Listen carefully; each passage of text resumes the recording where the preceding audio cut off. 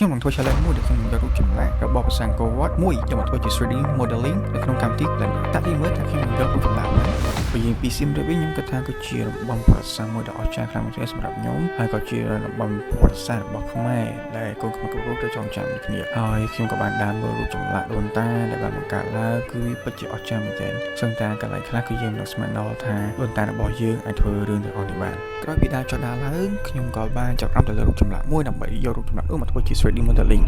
នោះ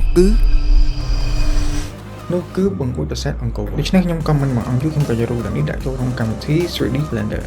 ជាដំបូងគឺខ្ញុំ sketch out រូបនេះជាមួយសិនដោយសារតែរូបនេះជារូបចម្លាក់ខ្មែរដូច្នេះខ្ញុំត្រូវសិក្សាឲ្យច្បាស់ដើម្បីកុំឲ្យគូសច្រឡំក្រោយពីសិក្សារួចខ្ញុំក៏ចាប់ផ្ដើមធ្វើ 3D modeling ឲ្យទៅពេល3ម៉ោង and this is the final result